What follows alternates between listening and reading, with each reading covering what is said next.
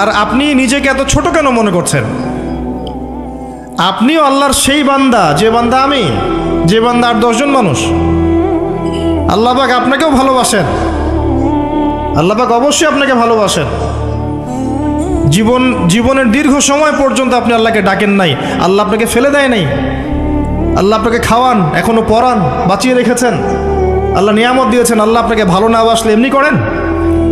আল্লাহ পাক অপেক্ষা করছেন কবে খালি আপনি আসবেন আল্লাহর কাছে, এসে বলবেন আস্তাগফিরুল্লাহ ওয়া আতুবু ইলাইহি। আল্লাহ পাক অপেক্ষা করে বসে আছেন আপনার জন্য। আপনি কোথায় যাচ্ছেন? ফাআইনা তাযহাবুন। আল্লাহ পাক বলেছেন ফাআইনা তাযহাবুন, কোথায় যাচ্ছ তোমরা? কোথায় যাচ্ছেন? টাকার পিছনে, বাড়ি গাড়ি, স্ট্যাটাস, স্ত্রী সন্তান, ভোগবিলাসের পিছনে? আল্লাহ অপেক্ষা করছেন আপনার জন্য।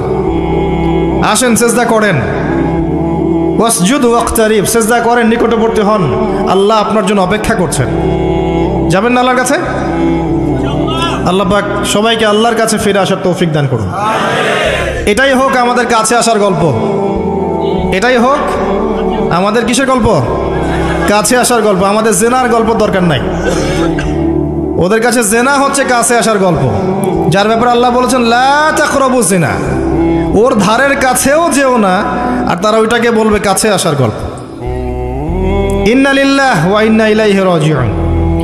আল্লাহ পাক আমাদের যুবক যুবতীদেরকে হেদায়েত দান করুন, পিতা মাতাদেরকে পরিবারে অনুশাসন বজায় রাখার তৌফিক দান করুন। আমাদের এই কাজগুলোর প্রতিফল কিন্তু আমাদেরকে ভোগ করতে হবে। আমাদের মেয়েদের, আমাদের ছেলেদের, তাদেরকে আমরা কিভাবে বড় করছি এটার হিসেব কিন্তু আমাদেরকে চুকিয়ে দিতেই হবে। পিতামাতাদেরকে বলবো সচেতন হয়ে যান। আল্লাহ পাক তৌফিক এনায়েত করুন, আমিন। আর যারা ওই পথে চলে গেছেন তাদের উদ্দেশ্যে একটা কথা বলবো, সেটা হচ্ছে যে এটা একটা মোহ, একটা ভ্রম। বাস্তবতা হচ্ছে যে আপনাকে প্রতিশ্রুতি দিচ্ছে সে আপনাকে অনেক ভালোবাসে, আদতে সে আপনাকে ভালোবাসে না। আদতে সে আপনার অবস্থানকে ভালোবাসে। আপনি আজ হোক আর কাল হোক এটা বুঝতে পারবেন যে সে আপনাকে ভালোবাসে না, আপনার অবস্থানকে ভালোবাসে। আপনার অবস্থান যদি ভালো থাকে সে আপনাকে ভালোবাসবে, অবস্থান ভালো না থাকলে ভালোবাসবে না। একইভাবে আপনি একটা মেয়ের কাছে যে ভোগবিলাস চাচ্ছেন, একটা ছেলে একটা গায়রে মাহরাম মেয়ের সাথে ফ্রি মিক্সিং করলে তার একটাই উদ্দেশ্য থাকে, সেই মেয়েটাকে ভোগ করা। সুযোগ পেলেই সে মেয়েটাকে ভোগ করে ফেলবে। আর একইভাবে এই মেয়েও দেখবেন আপনার যতটুকু সামর্থ্য আছে, অর্থবিত্ত যা যা আছে, এটাকে সে ইউজ করার চেষ্টা করছে তার স্বার্থে। বাস্তবিক অর্থে দুজন দুজনকে ভালোবাসে না মোটেই, দুজন দুজনের স্বার্থকে ভালোবাসে। ভালোবাসা আল্লাহর পক্ষ থেকে আসে। কখন আসবে? যখন আপনি হালালের উপর থাকবেন, যখন আপনি বিয়ে করবেন হালালভাবে।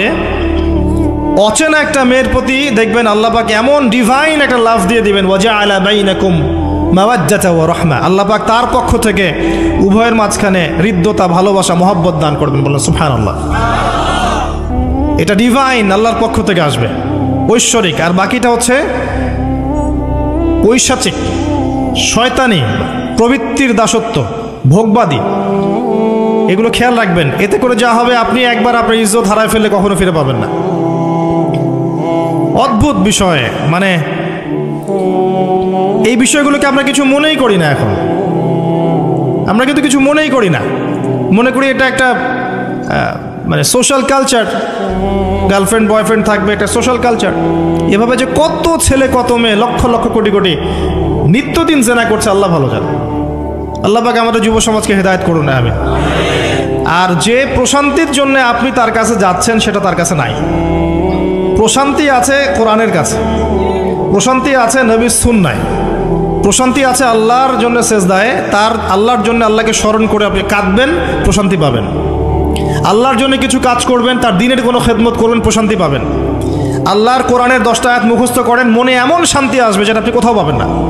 আমি চ্যালেঞ্জ করে বলছি আপনাকে, আপনি আল্লাহর কিতাবের আজকে গিয়ে 5টা আয়াত মুখস্থ করেন, অর্থটা পড়বেন, কয়েকবার চর্চা করেন, মানুষকে শোনান, আপনি মনে এমন একটা প্রশান্তি পাবেন যেটা পৃথিবীর কোনো জায়গায় পাবেন না।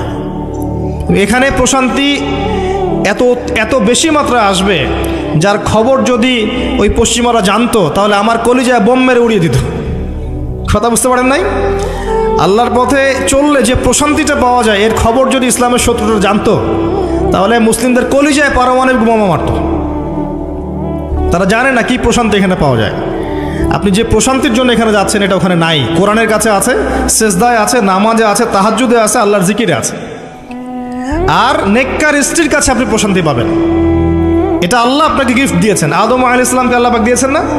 তার একাকী বোধ হচ্ছিল জান্নাতে, আল্লাহ পাক সঙ্গিনী সৃষ্টি করেছেন। এখানে আপনি প্রশান্তি পাবেন, বাকিগুলো প্রশান্তির উৎস নয়। পরে দেখা যাবে ওখানে ছ্যাঁকা খেয়েছে, খেয়ে তারপরে মাদক সেবন করবে, তারপরে মিউজিকের কাছে যাবে, তারপরে দেখবেন যে পতিতালয়ে যাচ্ছে, তারপরে অহেতুক গুন্ডামি করবে, জীবনটা উচ্ছৃঙ্খল হয়ে গেল। কেউ কেউ আত্মহত্যাও করবে, কারণ হচ্ছে ওই যে শুরুতে একটা মেয়ের সাথে প্রেম করে ছ্যাঁকা খেয়েছে, ওখানে প্রশান্তি খুঁজেছে, শয়তান এদেরকে নিয়ে খেলেছে, একবারে দুজনের জীবন নষ্ট করে ফেলে দিল। আদতে কি হলো, মুসলিম উম্মাহ থেকে 2টা নক্ষত্র ঝরে গেল। হয়তো ওই যুবককে দিয়ে দিনের কোনো খেদমত হতো, এখন আর হলো না। হয়তো ওই যুবক তার যৌবনকালটা ইবাদত করে কাটাতে পারতো, আরও সে ছায়া পেত, আর পেল না। শয়তান সাকসিড, শয়তান জিতে গেল।